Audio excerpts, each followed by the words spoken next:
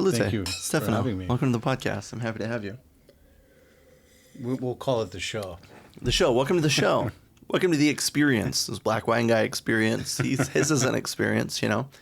Well, the coffee and the wine actually go together quite well. I actually like coffee and wine together, not from an analytical standpoint. But Yeah.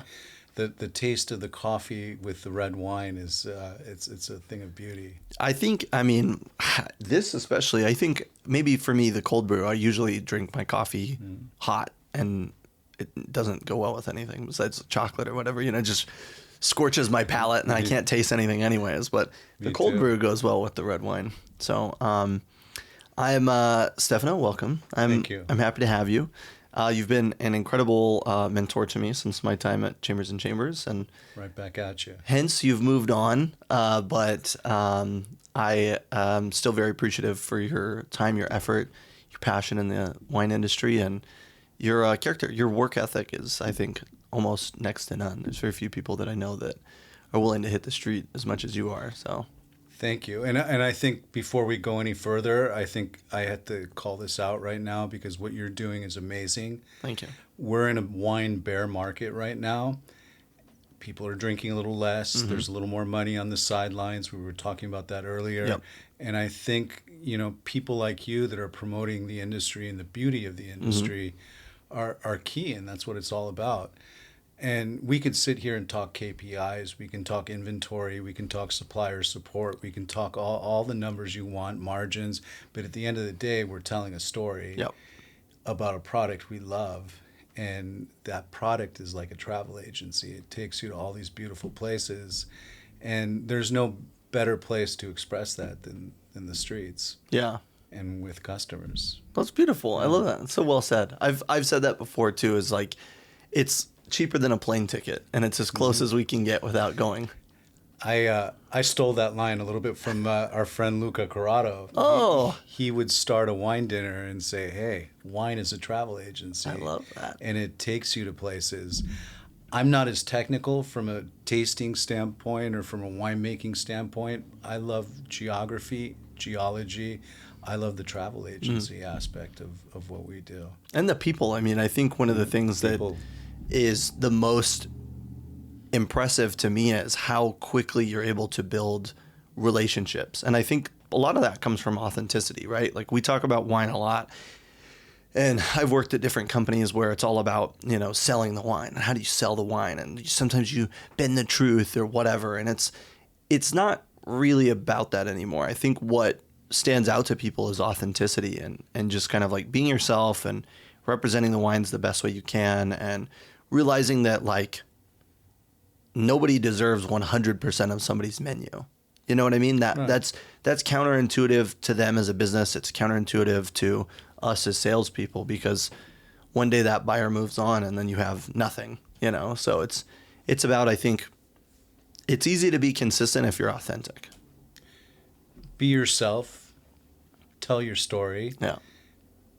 And have fun doing it too. And I think that's the bottom line. I mean, and build relationships in the process. And whether someone buys X amount, you know, whether you have market share of 10%, 20%, I mean, I think it's at that point, it's irrelevant. It's about, you know, it's about the stories you tell and the relationships you build. Fostering those relationships is so important. I've always said too, like, to me, my job is what pays me money is selling wine, but my job is relationship management. It's not really wine sales. Like, I'm not out there trying to sell somebody their 100th Barolo for their menu. That's silly, right? Like, I'm out here trying to figure out what way I can benefit their business and what way I can fit into that, kind of, is usually how I think about it. But well, anyways, we went a little down the rabbit hole, but I always like to start the podcast, and I always like to ask people their story. And I know how long is the podcast? Some of your story. I know some of your story, but can you bring us just kind of like your story, how you got started, if wine was always involved in your life? I mean, from the time you were young, or where wine came to be a part of your life, and just kind of a brief summary of your journey as best as you can. I always hate that. Like, fit your life into 10 minutes, please, now. Thank you. I have big shoes to fill here because you've had some great guests on the show. Come on. I was born in Rome, Italy. Stefano Biscotto, Stevie Cookie, or Biscuit, or whatever you want to call me. But I was born in Rome. My father is Roman. He's a true Roman. He only came to the United States once, and I had to get married for him to come to the United States. And my mother she's Italian-American, one Pulian parent, and her mother is from Sicily, just outside Palermo. So I've had both experiences. I've had the Italian experience through my father, and then the Italian-American experience growing up in America as an Italian-American. So I've had both those are a big part of who I am as a person. And you're going to get that wine, huh?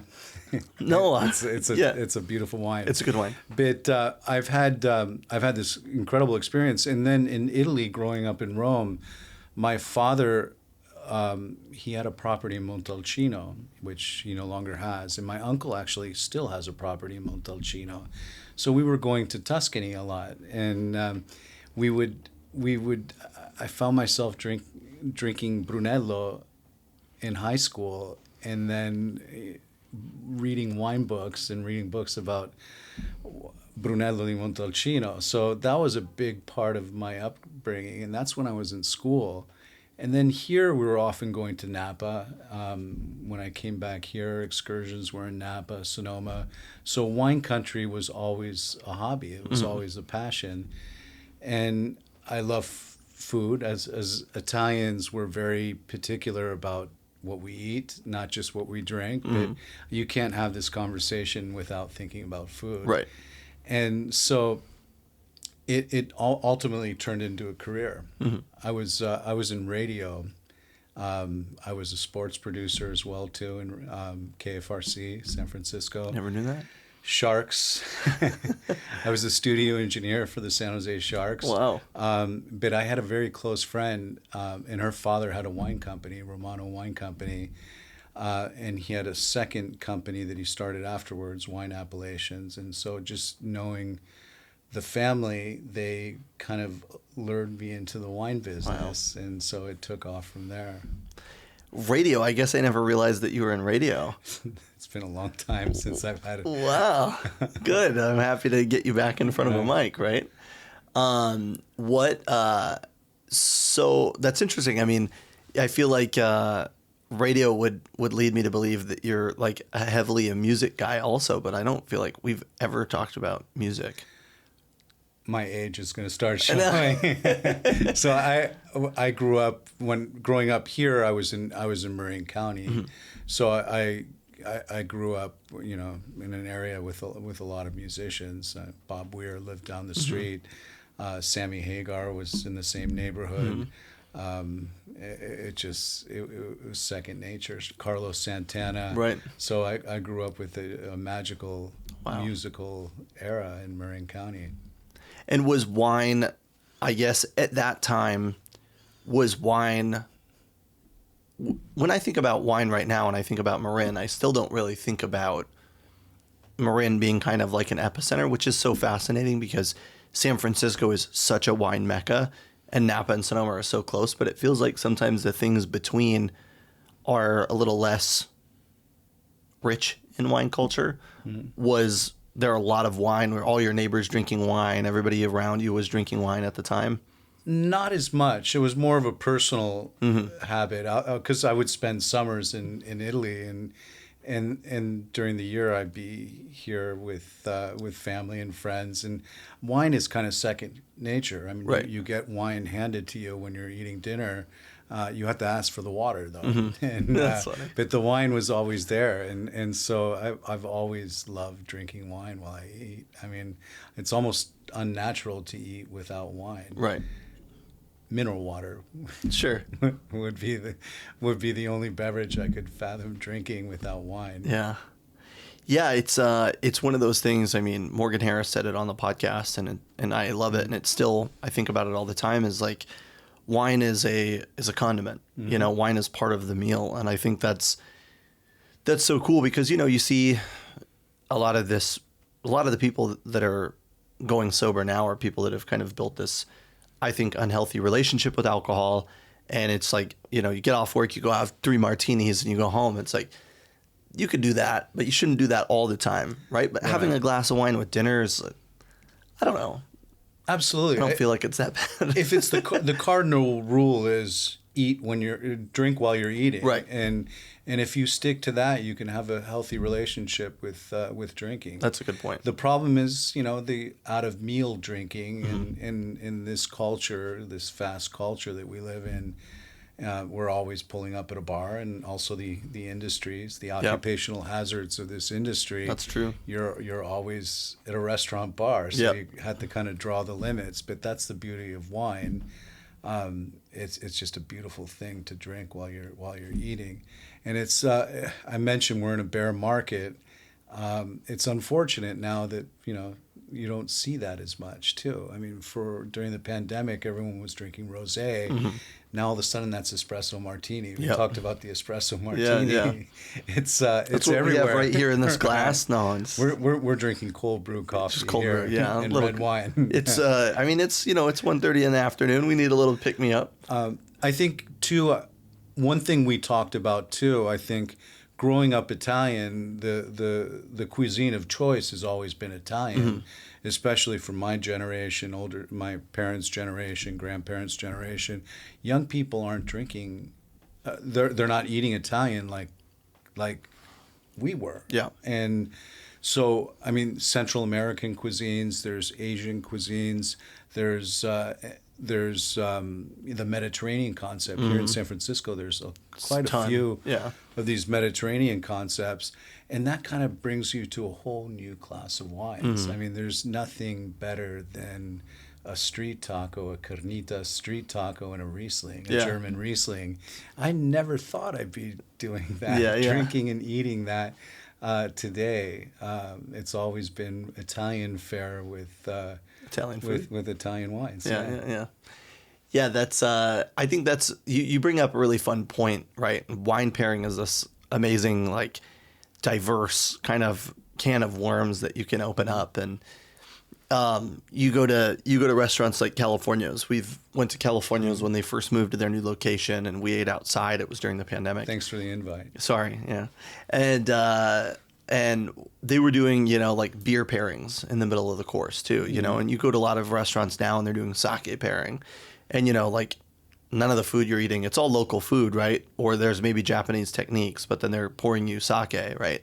And it's kind of, I think, the beauty of this maybe homogenized concept of restaurants where you can kind of be whatever you want to be, especially in like the Michelin star space, is that the pairing is limitless, right? You're not an Italian restaurant that only pours Italian wine, or you're not a German restaurant that only pours German wine, or whatever. You can kind of pour whatever you want. And I think that's so fun, is like the layup and the slam dunk is Italian wine, Italian food. But yeah, like you mentioned, German food and German wine and Mexican food, not too bad either. Yeah, it's funny nowadays. It's like you need to have a beverage profile if you're in this business. Right. If you're selling to restaurants, if you're a wholesaler, an importer, having that beverage profile is key, because it's not just about wine. You mentioned sake, non-alcoholic drinks. There's beer. There's just so many things, the spirits, that we need to have in our arsenal as a company. I'm fortunate now. I work for a company for Breakthrough Beverage. I run the wine department, but we're the only wholesaler that sells wine, beer, spirits, and non-alcoholic beverages too. Yeah. I think that's in Texas. I'm pretty sure that it was illegal for somebody to have all three. It could be different now, but yeah, that's still something I noticed when I moved to California, is that there wasn't a lot of distributors that were ticking all the boxes, And to echo what you were saying about beverage program, is even at 8 Tables, when I first moved to San Francisco in 2018, we were doing tea pairings, and you would have 10 courses and you would have 5 pots of tea. And then you would have the tea for 2 courses, another tea for 2 courses. And it was like this whole thing. But yeah, it's really about kind of like as a beverage professional, it's about arming yourself with the knowledge of the entire industry versus just focusing on, I'm a Cicerone, all I do is beer. I'm a Somm, all I do is wine. The court has always trained on sake and cocktails, and, I think they briefly touch on cigars and things like that too. So it hasn't always like stopped at wine, but now it's so much more. It's a rich, complex culture in the beverage industry. And I think the non-alcoholic pairings has really opened up an amazing door too, because that's really just become this huge playground, I think, for a lot of people. Absolutely. I always go back to Italy though. And, right. What I love about Italy, it checks all the boxes. Yeah. So you want that beautiful mineral water from a national park, a spring. I mean, Italy has a biodiversity that very few countries enjoy. And then, you want your crisp whites, you want your crunchy reds, you want your bubbles, your Proseccos, your Franciacortas, you want your aged wines, you want your structured wines, your Brunellos, Barolos, Barbarescos, and so on. I mean, it just checks all those boxes. And it's an incredibly rich area. And I think another indicator of that is to realize just how many grapes there are in Italy and how many different things are grown in Italy, and that they have DOCs for cheese and they have DOCs for meat and they have DOCs for wine. And it's like, I know that they have, their AOCs in France also, but just like Italy is this, I feel like Italy can oftentimes be the Achilles heel of a lot of somms because it's just so incredibly vast and diverse as far as the selection goes.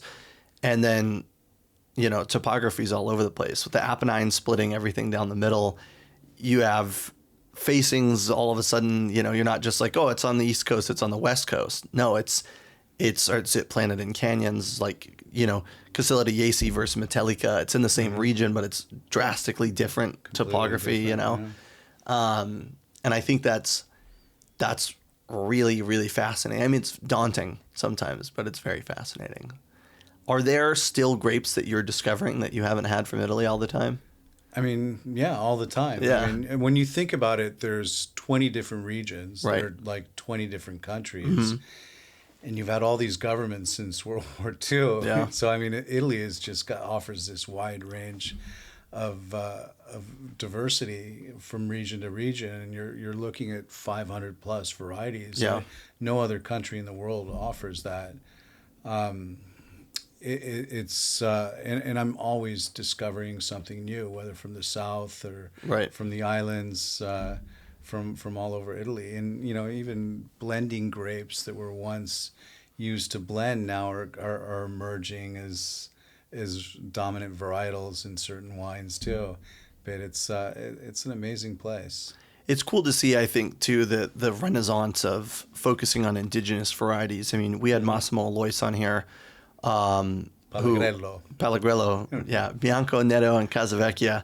And, again, the whole idea of like wanting to dedicate so much time and effort to Casavecchia, which is such a challenging grape to grow, a cluster to grow, I guess, is, I think, really an indicator of the dedication to heritage, right? And then you mentioned earlier the grapes coming back, and I think about Whitaker from Sicily doing the Grillo, right? A grape that was used in Marsala, and the Marsala wine was everywhere. I mean, I remember when I was a kid, my parents always had Marsala at the house and stuff, and it was like, it was everywhere. And now it's fallen out of fashion for the most part. And it's great to see that instead of just completely abandoning the grapes, that they've decided to focus on that a lot more. So I have hope for the future. And I think, in a way, we're in a good spot right now domestically because, I was just on Thursday, we had an event that we went to, and there was a Columbia Gorge Gruner Veltliner, and we just did an interview with Arpad Molnar, and he was just talking about the Columbia Gorge and how somebody was growing some Menthea and some Mataro. And I'm just incredible. Like, awesome. I can't wait to see just this amazing breadbasket of opportunities that comes for us, and not to take anything away from the old world or the AOC laws or the DOCG laws, but like in a way it was important because it established consistency and quality, but in a way it was also kind of like the golden handcuffs, right? Like you wouldn't grow other stuff because you couldn't sell other stuff. And so, not to say it's not the same as Parkerization, but it's kind of the same, this homogenization of style. So I'm excited to see where the future of the wine industry is. I'll be up in Colombia next month, so I'm looking forward to that. Though, what's really amazing too is like certain varietals have become global varietals too. I mean, I'm looking at Albarino. You pull up at a restaurant bar and you order a glass of white wine. It's very often that you can see a Albarino grown locally. Yeah, right? yeah. We work with a wonderful gentleman, Dan Petrowski of Masica, Right. And he's making Mediterranean wines here in Napa, Sonoma, and he's free everything from Friulano to Gravner cuttings of Ribolla Gialla Right. from Oak Knoll. So he's it's funny, all the hallmarks of these European wines that we love to drink. You're seeing Californians now step up and make some very compelling wines too. Yeah, it's amazing. We're lucky to have the, speaking again about the diversity of our terroir. I mean, we're lucky to have as much as we do. And, wine is grown all over California, whether there's an AVA for it or not. And I think too, we were moving our way through, during the pandemic, we did like a road trip and we went through Idaho and we stopped in Snake River AVA, and then we went back through and we stopped in Lewis and Clark AVA, and there's all these places with all these AVAs nobody's ever heard of, at least not in California. And there's a lot of cool wines coming from there. And it's nice to see that like people are like challenging the norm. We drank our last bottle like a year ago, but we got a few bottles of this Tempranillo grown in the Lewis and Clark AVA, and It was really good, and the Texas Hill Country AVA was something that I tried to champion a lot when I lived there. Never had a Texan wine. Still? Oh, good. We'll change that. Do you have anything back there? No, nothing. Unfortunately, that sea of samples. I know. Back there? But they have a lot of Vermentino. They're doing a lot of Sangiovese. Dukeman Family Vineyard is one that was focusing on Italian varieties for a while. But yeah, I mean, I'm excited to see how it goes. Since I've been, almost my entire experience is Italian too. Mm-hmm. I've sold Right. Italian wines, Right. imported Italian wines. Yep. I had my own company.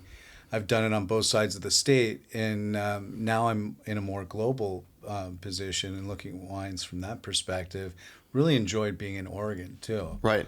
Oregon is just Willamette Valley is to me one of the most remarkable places with Eola Amity. You have the volcanic soils, you have the sedimentary soils, and Yamhill Carlton. Tualatin Hills, Ribbon Ridge, yeah. And meeting with people like Ken Wright, who to me is the Luca Corrado. I keep mentioning Luca Corrado. Sure, yeah. I love you, Luca. Of Vietti fame. But of he's now the Luca Casquina Pena Corrado of the Willamette Valley. Right. I mean, he speaks with authority on all the soil types. He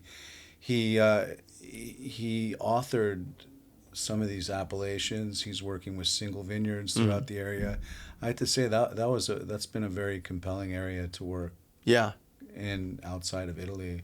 And not that you couldn't spend time in other regions, but now that you are really spending time in other regions, it's nice to know that something as close as Oregon is calling to you as much as it is. When I started at Chambers, one of the things that I really loved was the German portfolio, and I got kind of a little geeky in it. It's hard to sell a little bit more like Oregon, here in San Francisco.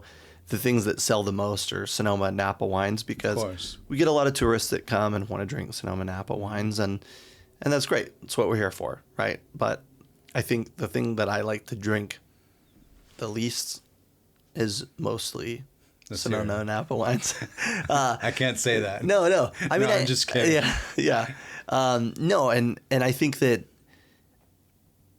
because of regions like Italy and because of the portfolio that we have, which, you helped kind of construct at Chambers, is like you mentioned, there's so many styles from so many regions and there's so much diversity. And I think that outside of brands like Mascan and outside of other brands that are really challenging the norm, when you think about a Napa winery, you think about cab. And if they told you they didn't grow any cab, you'd be like, why? We had John Scupney from Lang and Reed on, and he's a gem, and all they grow is Cab Franc and Chenin Blanc. Yeah. And the wines are phenomenal, and they're a fraction of the price of Napa cabs. But it's just become so costly to do business up there. It's like, it's either like cab or bust half the time is what it feels like, unless you're like John, who's been there for quite some time and established that foothold. But as a newer person trying to come in and just like, make wine in Napa Valley and not make cab seems almost silly, because the land is just so expensive and everything's so expensive. So yeah, it does get a little cost prohibitive when you're trying to sell a Cabernet for $150, $60, $70 a bottle. That's a cheap one. Show up on a wine list. Yeah. They could show up on a wine list at $400 or $500. Yeah. That's the challenge, but that's what the appellation's known for. That's what the AVA is known for. And it's hard to stray away from that. Yeah. I mean, people do stray away from that, but it's their DNA, though. How do you stop making it or re-emphasizing what you're doing? Yeah. It's funny how the business has evolved. I was at Young's Market from 98 to 2014, and we were running around San Francisco, and guess what the wines of choice were? I mean, they were there. You would never imagine. We were selling boatloads of Tignanello, Solaya, Sassicaia, Ornellaia. Yeah. Everyone in town had to have these wines. Yeah. And in places we were going to the old Panavino on Chestnut. Lulu, if you remember Lulu on Fourth and Folsom, they wanted every single vintage, every single bottling of Ornellaia, Sassicaia. They wanted, awesome. And back then that was the vehicle of great quality Italian wines, right? And they still are, but it's less pronounced now. And now we're talking about all these other categories, all these other beverages that compete in our space. And it's just such a different world we're selling to, and the food has even changed quite a bit too. But it's I don't know. For me, I'm embracing it. I think this is for the better. Yeah. You have a younger generation, and I think we need to embrace the younger generation. We have all kinds of trends, like I mentioned, what millennials are drinking and Gen Z, as opposed to what the boomers were drinking, and I think we need to embrace this. And but it's just fascinating how you don't see Solaya anywhere, or even for that matter Tignanello. Very few places you see a bottle of Tignanello. Well, I think part of that is pricing. Yeah. And I think that's also what we're seeing now with Napa cabs is, we're kind of reaching this plateau, if you will, of like, the least expensive Napa cab that we were carrying was the Lely Napa cab, right? Which is essentially bought fruit or negociant production, if you will, that would have retailed at $50 a bottle, $50 Napa cab, and you could go get something else grown in Napa if you really like Napa that much. Now these wines like Mascan, and other things. And again, you can buy wine from other regions. Sonoma Chardonnay and Russian River Chardonnays have gotten expensive. Well, now you can buy Santa Rita Hills, and all those are getting more expensive too. But I think that'll push people into these other regions, and I think I'm hoping. Maybe I'm not hoping. My working theory is that, the reason that we're seeing so many people really dive deep into these slightly more esoteric wines from Italy is that the cost of Barolo and Barbaresco and Amarone and Brunello is just too much. And Etna Rossos are just creeping up more and more in price every year. And so I'm hoping that allows the opportunity for a lot of the other, it's almost like a high tide raises all ships is what I'm hoping. Yeah, and I think wine by the glass has become the engine for creativity in our Somm community. And I think you can express yourself in so many different ways and capture all these different trends, all these different beautiful categories that you normally wouldn't be able to capture. I think when Barolo and Brunello become powerful is when you can pour them by the glass. And when we used to get that magic price point, even at Chambers when we worked together, it could have been a Piancornello or Right. when we got that magic price point, we could sell oceans of it too. So that's the best way to drink it is by the glass. I mean, when I was at Boulevard, John has always had, I think he still has, he's always had Barolo and Brunello by the glass. Absolutely. And it was Fonti. Yes. Yeah, it was Fonti and I'm totally spacing on the other. But whatever it was, he always had those wines by the glass, and those wines did really, really, really well. And I think it works for that clientele, that customer base. And when I was at Ozumo, when I started, like the most expensive red was Chateauneuf Pop, $25 a glass. And I just said, how much of this do you sell a month? And they're like, 2 glasses. And I go, so how much do you waste? And they go, 2 bottles. And I go, okay. So we changed it and we put on a $25 glass of cab, and it was kind of at first like, oh, I don't know, that's really expensive. And I'm like, it'll be fine, you know?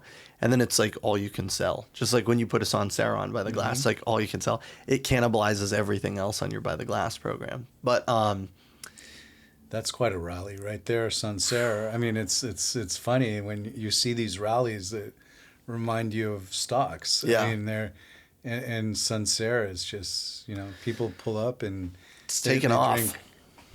Drink $25 a glass. They drink 2-3 glasses. And I don't care. Yeah. Yeah. I mean, it's great to see. And again, I mean, there was a while where during that 2022, you know, drought of wine, because we were having so many global shipping issues. I mean, there was accounts that we had no Sancerre by the glass. They were putting Cancian by the glass, or they were putting on, you know, these lesser known Loire regions. Touraine all of a sudden exploded. Every retailer was carrying different wines, bottlings of Touraine. And you're like, yeah, it's Loire Valley Sauvignon Blanc, like Sancerre. And people would just go, great. And they just take a bottle and go, you know. So again, hopefully creating a space at the same time as, you know, moving upward. When it moves upward, I hope that it leaves a trail for kind of like other regions to kind of fill in is the hope. Yeah, there's always another rally on the heels of a current rally. Yep. And as much as I see Sancerre, I'm seeing more Chablis out there. True, yeah. That's very positive. I love drinking Chablis. Albarino we talked about. Right. And Gruner is scaled quite a bit too. So there's all kinds of things. And then there's my varietal Vermentino. You got to have your Vermentino. Yeah. The new Pinot Grigio. I know. It's even better. Yeah. Yeah. Yeah, it's I think you bring up a good point. You know, it's kind of the ebb and flow of the business has always been that kind of like what's capturing the attention now and what'll be capturing the attention in 6 months to a year. And I mean, Sancerre really hasn't slowed down, I don't feel like at all. I mean, you know, when I took the program over at Ozumo, my least expensive Sauvignon Blanc by the glass sold more than anything else. Then I screwed up. I put Patton Hall Chardonnay on, and I couldn't sell anything else. Everybody just wanted to drink Patton Hall. And those are good wines. I still like those wines a lot. But you know, I put Marcus Molitor Riesling on as my least expensive white by the glass, and you know, it wouldn't sell that much, but I was just happy to have it, right? It's like nice to be able to pour something that we care about at the same time. Like you said, it's kind of the Somm's ability to give their identity to the program and really kind of like make their mark on the program. So absolutely. I think now our biggest challenge, how are we going to showcase the blue chips again, the top wines? And if ever, do we have to just wait this out? I think it's going to be an industry challenge. I mean, the Cru Barolos, the Brunello Reservas, the Mountain Cabernets from Napa. I mean, this is going to be our industry challenge in the next year or two. How do we get the momentum back in these categories? It's interesting. I mean, it's kind of like that clientele. Not that clientele has died off. I mean, here in San Francisco, you know, with the exodus of so many companies and with the you know, lack of in-office work and the lack of business travel and less and less conventions every year, I feel like the customer base that would come in and drink those wines was the people with expense accounts. Right. Because, not a lot of people want to spend $450 or $500 of their own money on a bottle of wine.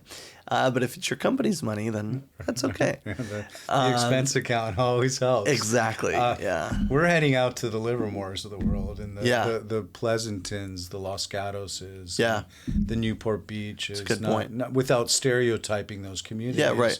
Where you have a lot of, you have maybe some older money or some newer money. They bought houses, 15 years ago, 20 years ago when San Francisco was doing great. Yeah. And they still want a nice structured bottle of wine with a steak, and we're finding that those areas are becoming more lucrative for these types of wines. That's a good point. I mean, I think that's what I like, and that's why I like to have these conversations with people, is because, my view can be very focused on my territory or San Francisco as a whole, or whatever Texas. I hear from whoever else, or Texas. For me, it's Los Angeles. Yeah, there you go. Yeah. It's all natural wine. No, that's all I kept hearing was, everybody just drinks natty wine in Los Angeles. And that's Silver Lake. Yeah. Oh, yeah. Los Feliz. Right.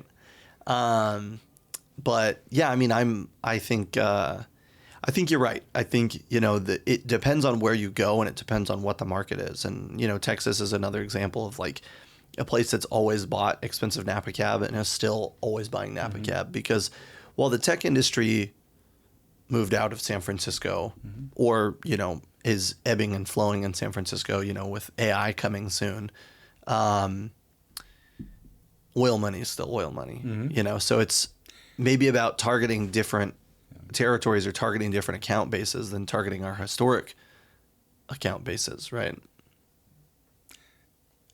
We keep going back to Texas. Yeah, I know. They go big in Texas. They do, yeah. Okay. A lot of steak, a lot of meat, a lot of wine. Right. No, I launched a brand there too, Testamata. Oh yeah. BB Greats. And, that's one of my favorite ones. So I got an opportunity to visit all the key markets in Texas and had a blast too. It was a great wine market. Yeah. And they kind of reminded me of that San Francisco feel that I talked about in the late 90s, where everyone was buying Solaya and Tignanello and Sassicaia, so you still have a lot of that there. Yeah, there's a lot of business travel. A lot of tech companies have moved to Texas, and a lot of companies in general have moved to Texas. And it's nice because it's dead center in the country, right? So if you need to go to the East Coast or you need to go to the West Coast, the flights are just a little bit shorter. So, I mean, we'll see. But yeah, the evolution of blue chip wine is going to be fascinating. It's either that or they're going to have to shift their marketing to international scale, or more international scale, more Japanese, more Chinese cultures. And maybe you hear stories where people are making less wine too. Yeah, that too. Yeah. So you see a lot of that. I think what we talked about before, we can fight this battle with the bubbles and the crispy whites and crunchy reds. Right. I think that's an easier choice. The battle is much more difficult when you're fighting it with the bigger, more structured, higher alcohol wines. Yeah. Yeah, I feel like it's less and less what people want to drink. People don't want to eat their wine, people want to drink their wine, Or they're not that they're not patient enough, but people just don't have the space or the time to buy these wines and sit on them for 10 years or 15 years until they're ready. And when you get into that level of wine, I mean, you want to drink it at its optimum drinking window, and you're not going to buy a brand new bottle and pull the cork as soon as you walk out of the store and chug it. Maybe you will, but what are you seeing out there? I mean, I'm not seeing as much dining like I used to. Yeah. I went to this wonderful place yesterday in Sausalito with my wife, Fish, and it's fast casual, and you get your number. Had some grilled sardines. We had some trout. I mean, it was good. Incredible. Scrimshaw, right on the bay. It was incredible. But that's not that environment that's conducive to certain wines. Right. And I'm seeing maybe a little pullback on the dining front, and hopefully it's just a moment in time. It'll pass, but I think dining is such an important part of who we are as human beings, and you hate to see too much of it. You need it on Mondays and Tuesdays. but de-emphasizing dining for fast casual and other trends that, are more conducive to, not drinking or drinking a beer or whatnot. But I remember just being around in the 90s. I used to, 90s, 2000s, being around Piero Selvaggio from Valentino, being around Giancarlo Paterlini, Lydia Bastianich in New York. Dining was everything. Yeah. Sitting down and having a meal with your favorite wines. I think I'm going to do the same thing. Wine is lovely. But dining was such an important part of the experience, right. and a little less so now. And so there's been a pullback. And so now where do we go from here? And that's a question for all of us. Yeah, it's interesting. I guess Absolutely. it's not necessarily a conspiracy theory, but it's kind of more like, I feel like we really opened Pandora's box with this like delivery thing. It's this isolationism that came during the pandemic, and I feel like it hasn't really cleared up, right? And it's like, you don't need to leave your house. You don't need to walk out the door and go grocery shopping. You don't need to walk out the door and get food. You don't need to walk out the door to work. Mm-hmm. You don't need to walk out the door to get coffee. You can literally get everything delivered to your front door. Mm-hmm. And in Mission Bay, we did like a mixer, and we were in a business that had been there for almost a year. And these people that lived upstairs were like, "Is this new?" And you're like, "No, it's been here for almost a year." Well, they don't leave their houses, or they do. Mm-hmm. They get in their car in their garage. They drive to work when they have to go to work, and then they drive home and they stay in their house, but they're not going out as much. And I think that also is kind of like, it's a multifold factor. I feel the same way about like the wine industry being slow, the pies getting cut between NA beverages, natural wine to more traditional wine. And, but when it comes to like dining out, it's similar. It's expensive, and it's just getting more mm-hmm. expensive. It's not as convenient as just getting food delivered to your front door. We're exhausted, or we feel exhausted when we go out, and we haven't built our social batteries back up, I don't think. And so going out feels way more cumbersome. And so mm-hmm. you'd rather just get food at your house. Yeah. Well, and I just got back from Europe too. So I went to, my son graduated. We went to Florence. And we saw the first leg of the Tour de France. Mm-hmm. We went to Rome. We went to Paris, pre-Olympic. Mm-hmm. Went to Champagne. And I'm noticing these cities are just packed. Yeah. And people are out dining. They're spending money. Tourism is booming. There's all kinds of sporting activities. We had the Euro Cup. Yeah. Obviously the Olympics, Wimbledon. There's just so many things going on right now in Europe. And I was thinking about this, and I'm seeing more and more people, maybe they're making their money here, mm-hmm. but they're spending it in Europe. Right. Or they're going to Japan, where you have a strong dollar. The dollar goes further, yeah. Dollar goes a lot further. So it's like, I could go out and buy a spritz for $16, or I could go to Europe and drink 3 of them. Yeah, that'd be my whole day of right. meals for $16, yeah. But it was amazing. And then Europe is not tied down with all this commercial real estate right. in their city centers. Yeah. So they're doubling down on who they are. We're still trying to figure out where we go post-pandemic, and yep. that's the big issue here. Is a city like San Francisco, we're still a little confused on what the next steps are, whereas a city like Paris, Rome, you name it, they're doubling down. Yeah. This is who we are, and yep. we're going full force. And I'm seeing more and more Americans leave for longer periods of time. Yeah. So the 2-week vacation is maybe something of the past. Yeah. I'm seeing people go for a month, 2 months. Well, now. with remote work or yeah. unlimited PTO is what mm-hmm. some of these companies offer, or any of those things. That's truly an option now. Mm-hmm. Where you can do that, and I'm envious, right? Mm-hmm. You'll be there. The closest I ever got to that was, I always said, living in Joshua Tree and working in the Palm Springs area, everything closes for like 6 weeks during mm-hmm. the peak of the summer. And everybody goes like, it's too hot, everything closes. And I always say, it's holiday. Mm-hmm. We go on holiday. And that's how I first ended up in San Francisco, actually. I came to visit Bianca, and I had weeks off, and I just staged mm-hmm. and found a job and started working here. But Tourism is great for our industry, though. It's and all those people that I saw in Europe, they were dining in great places, and they were drinking wine. They were spritzing. And, Yeah.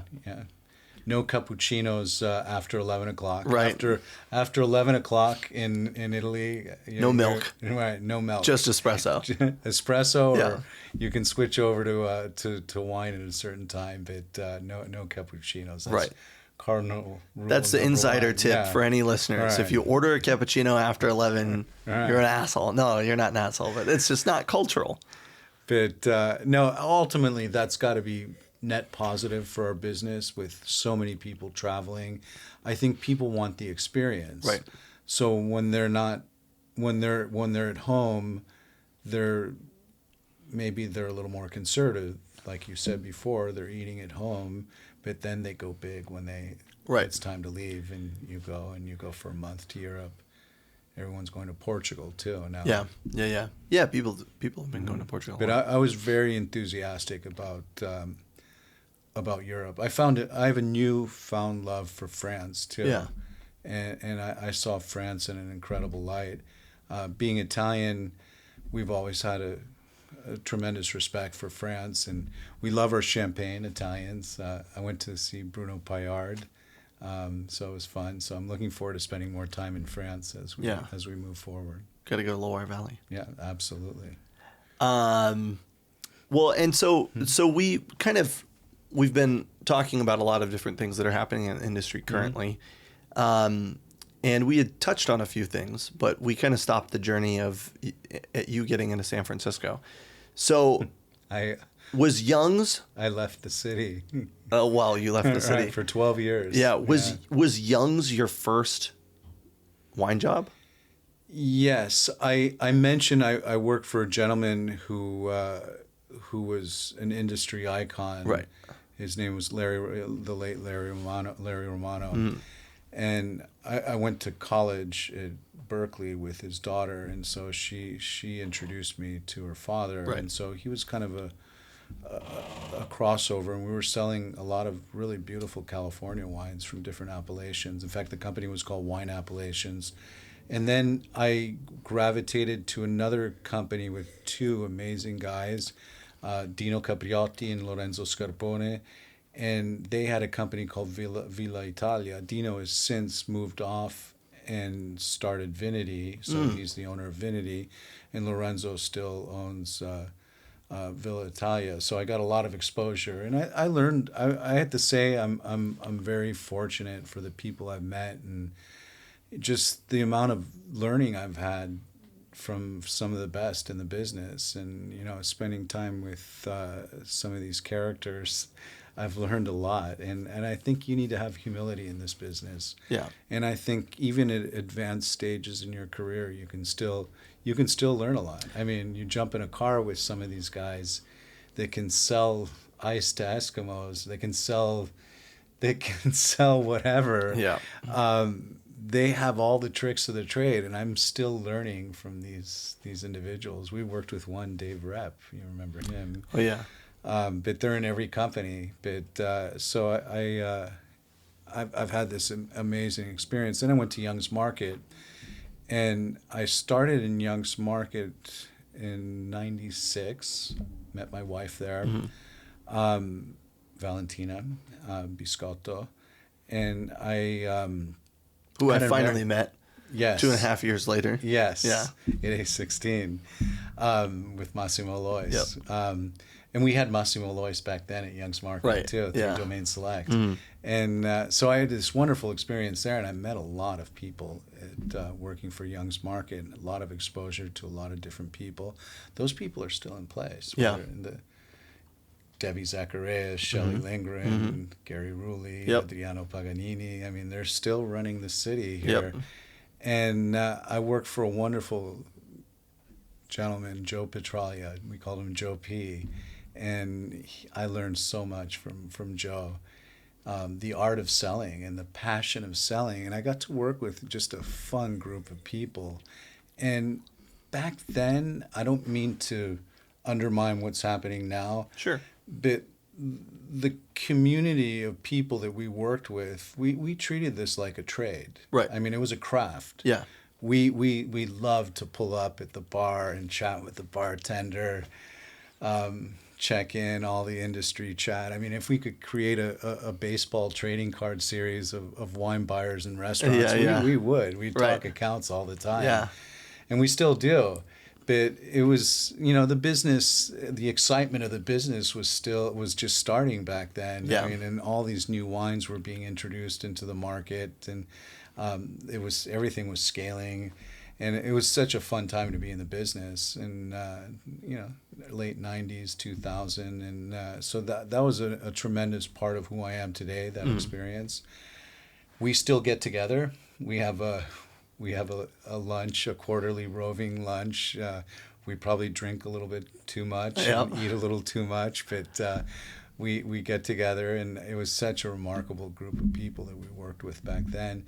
And then I had this idea to start my own company. So I noticed that distributors were getting enormous, and a lot of brands weren't able to be taken care of. Represented, yeah. They were poorly represented. So I had my own company for 7 years, Trilusa, named after the Roman piazza. And I imported a lot of different wineries. BB Greats, I mentioned, was one of them. Lis Neris, worked with Bruno Rocca, Bastianich. So that was an amazing experience. And then I scaled it into Chambers. And that's where we met. 10 years you were with Chambers. 11 years. So I moved down to Los Angeles. So I kind of grew the company by also moving to Los Angeles. Right. And I had an amazing experience in Los Angeles, and met a lot of people there. Just the market took off. I mean, it's just such an exciting place to work, Los Angeles. And but over time, it wears on you. It's, sure. There was COVID. There was having a helicopter hover around your house all the time, all the noise, the 405. We all hate the 405. God. We have the 880 here, but the 405 was brutal. And so we got to that point where, we woke up one morning, my wife and I, and we're like, it's time. So we're back up now, little Marin now. Yep. Well, that's nice. Marin living, though. But it was a great experience. And it's an incredible market. I mean, anything goes in Los Angeles. Yeah. You can eat you can eat Mexican food from 20 different regions, or 20 different states, I should say. There's all kinds of celebrity chefs, Enrique Olvera to Jose Andres to, they're all there. Right. And they all have outposts. Before it was the insurance on the Vegas projects that opened in LA, but then the LA became the big place over time too. And so there's just all this energy, and anything goes. There's no script. You can open up so large landmass wise too that it can just scale out, right? Yeah. Instead of having to go into a place that was something else and replace it is the only way that we can evolve here in San Francisco, I feel like. There you just build more. Yeah. Just build more. Just stretch out a little bit further. Yeah. And anyway, great experience, and I'm still very connected with my coworkers down there, with my friends. My son grew up in Los Angeles. He goes down a lot. He has a girlfriend. We'll see. That's getting serious. Yeah. But he's got all kinds of friends in Los Angeles too. Good. I'm happy he gets to make it. It's an amazing state to sell wine in. Yeah, this state is huge. I've said that all the time. People ask me, why do you think the California market is so rich with wine? And I just say, look at all the major cities we have, right? We have San Diego, LA, San Francisco, Sacramento. And then we have all these different wine regions within our own state. But, we have all these major destinations that we get travelers from all over the world at the same time. So it's a very diverse state. And then, also having had that experience with Chambers was amazing. Suzanne is an amazing person. She's an icon. She's she's been here for a while, and she's one of she's a pioneer. I mean, she's a trailblazer. One of the few left. And she's doubling down on what she does. Yep. And she's not going to go out and find a $10 Pinot Noir, a well vodka. She's going to continue doing what she does. Best of class. So you have to admire that. And she put Burgundy on the map. Yep. In a big way. And, some of the more qualitative estates here in California, I mean, Literai, and, she's got... Aubert. Yeah, she's got quite the portfolio. So carried Ramey since their first vintage, 96. So that was a great experience working for her. I've always been kind of run and gun, and you go with your heart. Yeah.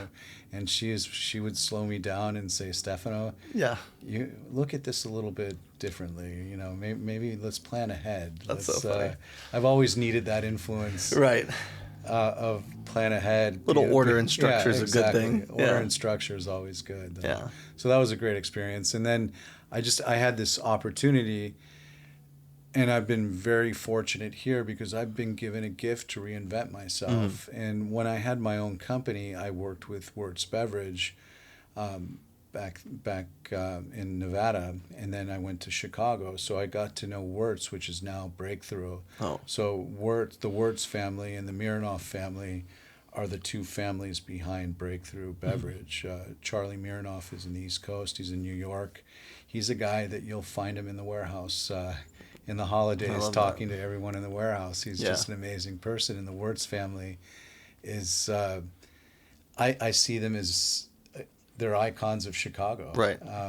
They own the Chicago Blackhawks. They're a very big part of the community. So I worked with them when I had my own company, so as a supplier. And so when I found out they were coming to California, one conversation led to another, and here I am today. So I'm not just working with Italians now. I'm working with wines from all over the world, and we're running the fine wine profile. It's called Aspect. Of Breakthrough Beverage. It's kind of it's an interesting proposition because a lot of people still have wine warehouse in their wine. Yeah.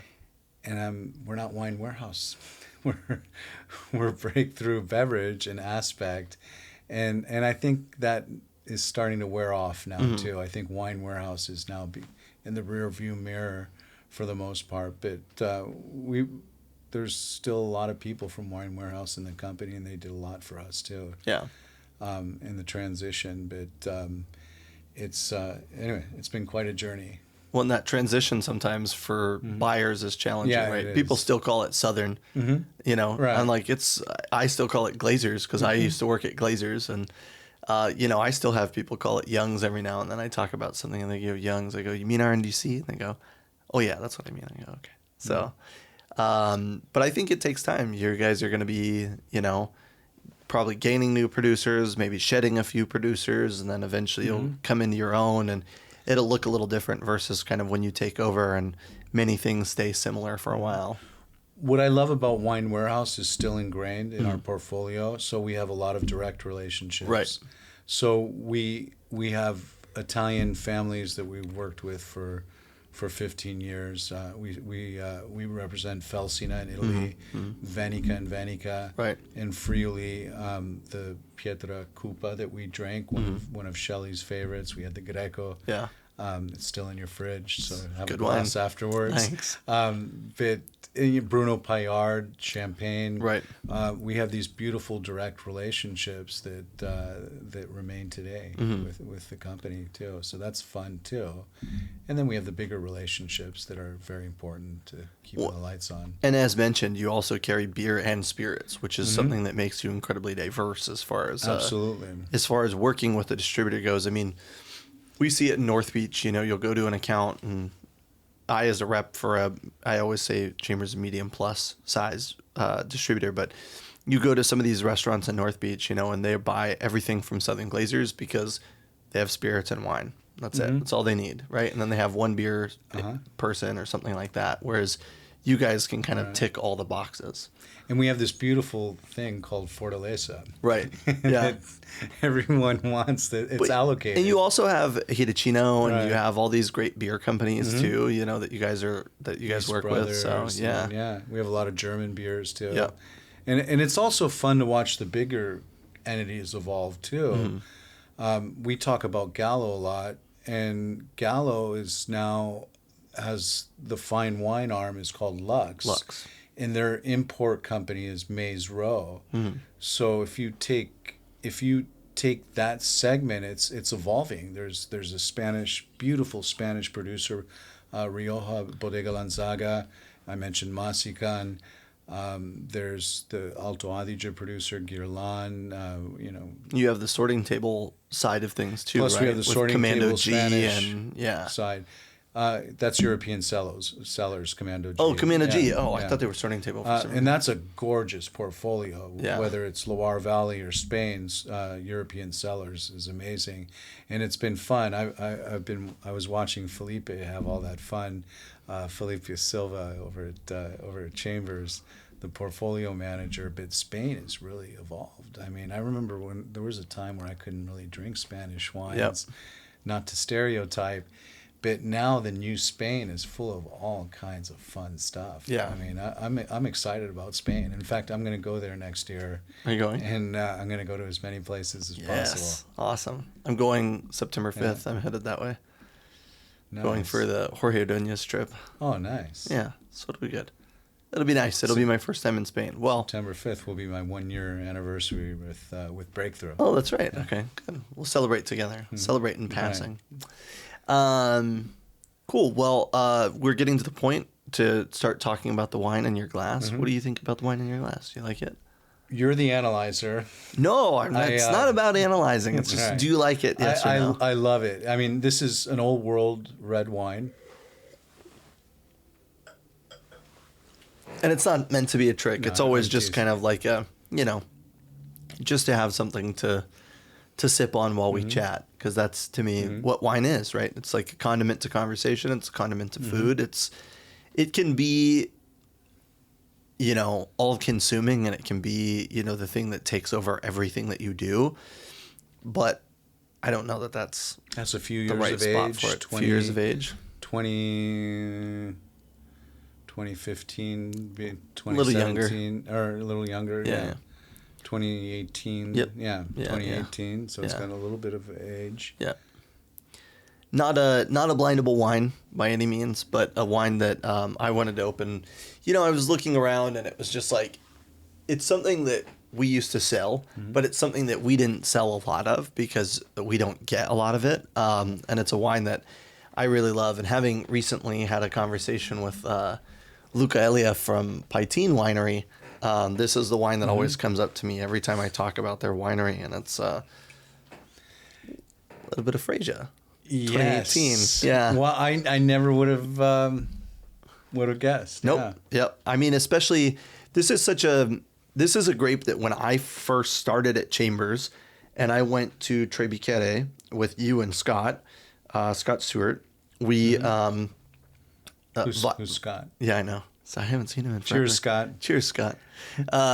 When JD Vira was there, Love JD. everybody got really excited about the table, and I was like, what is this grape? And it was my first time having it. And then this is the only one that we've carried in our portfolio.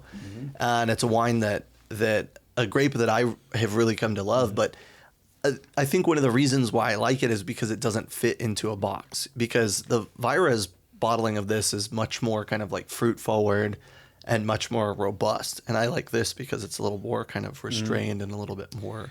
Is it 100%? 100%. Yeah.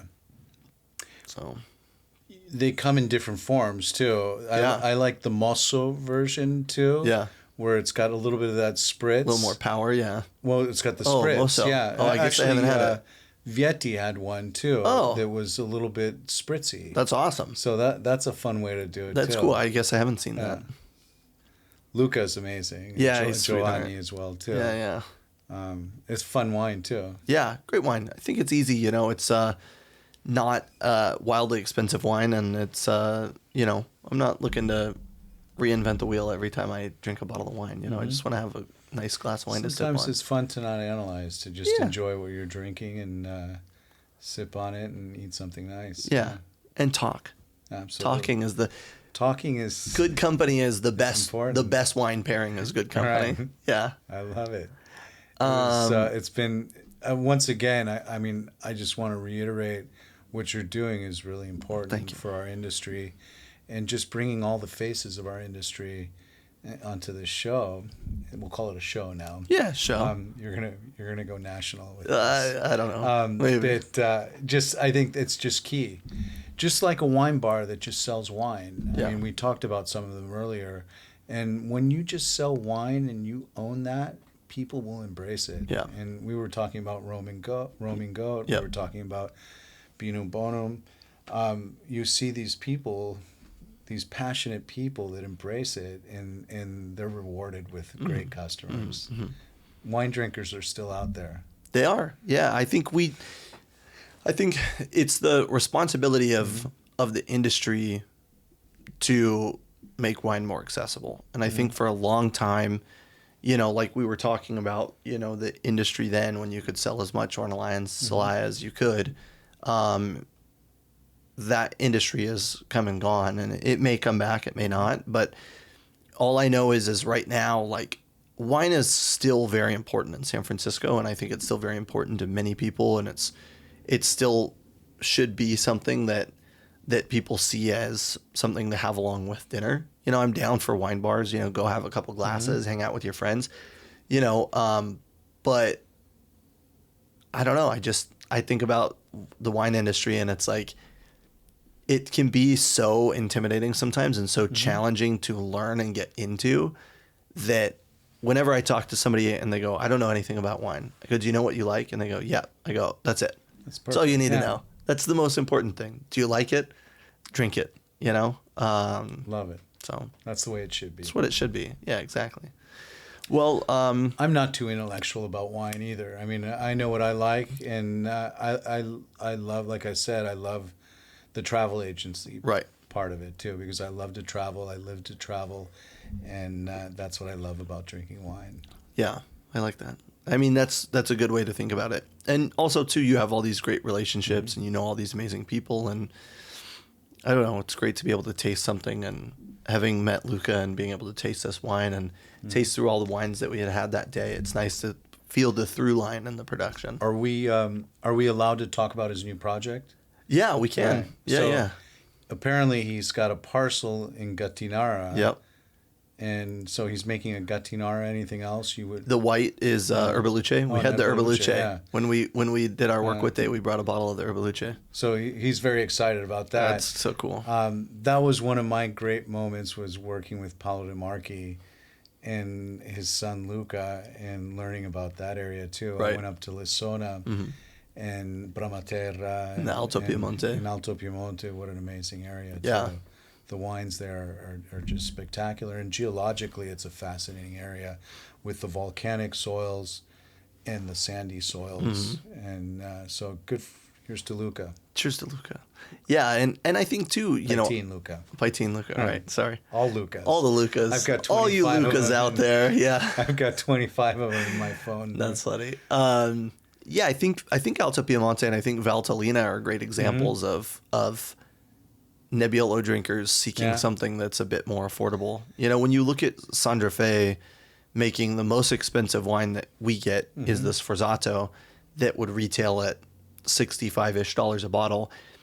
You think about Vietti's most expensive wine they make, and I mean beyond the Barolo Cruz, but the Barolo Cruz retail at that $250, $260 price point. So to think that you can get top quality Nebbiolo from a different region, from a different producer, obviously, for a fourth or a fifth of the price, it's like, I think Alto Piemonte and I think Valtellina are just incredible value for dollar. Absolutely. I was fortunate to go in 23 to Valtellina, and I have to say, I'm going to put that up there with one of my favorite wine countries in the world.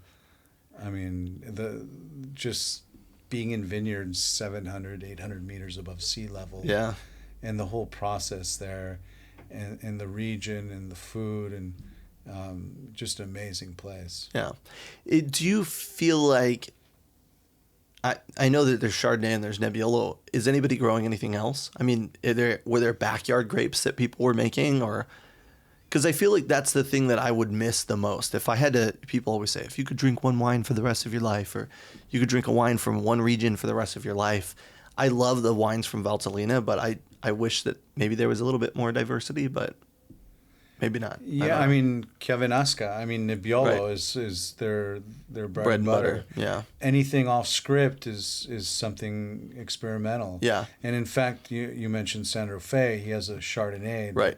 That vineyard's 800 meters above sea level. Pretty dramatic. I mean, it's amazing. Love the food up there too. I mean, the bresaola, the buckwheat pasta that they do. Yeah. Pizzoccheri. Pizzoccheri is a buckwheat pasta, and it's made with cabbage and potatoes, and it's a mountain dish. I love it. It's very Germanic feeling. Yes, absolutely. And the bresaola. I'm from Rome, so we have our dishes. I'm still a sucker for carbonara. I make carbonara. I love carbonara. I like to drink champagne with carbonara. Sounds like a good idea. Champagne with everything is mostly a good call. A nice carbonara is the way to go. That's perfect. Do you have, before we wrap up, do you have any advice or any words of wisdom you want to share with listeners or wine consumers? Or I think we want to stay humble. Mm-hmm. We're not better than anyone, and I think we have to treat everyone with respect. And I think we want to have fun. Someone the other day, a gentleman over in the East Bay, he's now working for a winery, but he said to me, it's funny, when I used to see you guys back in the day, the early 2000s, you guys seemed like you were having more fun. Now you've got numbers on your mind, you've got all kinds of other clutter and noise in your head, yep. and you don't seem like you're having fun. So I think we want to perform and we want to be passionate and do what we do, but we want to have fun. Yeah. And if you're not in here to have fun, this is not a real job. We're not pulling a body out of a burning car. We're not building structures. Right. We're not. Yeah. This is not open heart surgery. Yeah. Yep.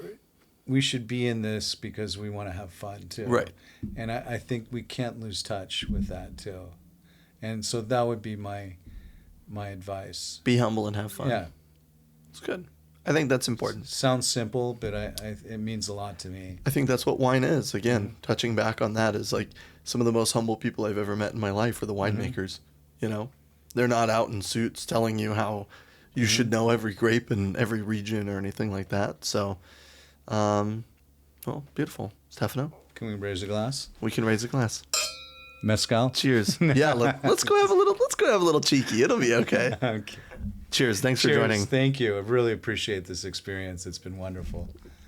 Couldn't do it without people like you. Thank you. And by the way, I want a hat and a T-shirt here. Yeah, absolutely. Actually, you could just take the sign. Right. Yeah. So I want some swag here. Perfect. Maybe a coffee cup. I know we got to work on it. What do you think? What do you think? A bottle opener? We can order bottle openers. Well, Pinky was always my inspiration for that. The pink wine key is the move. Absolutely. What do you think we should do first? Hats or shirts? Mm-hmm. Or notepads, or I don't know. We thought about it. We keep tossing the idea around. Yeah, wine corkscrews. But I like the idea of a hat. I like the idea of a hat, or I was thinking like something for your desk, something that you look at every day, like maybe a notepad holder. Maybe I'm a little too off book, but anyways, okay. Well, let's chat more. Let's have a little mezcal. Cheers. Thanks again, Stefano. I appreciate you. Cheers.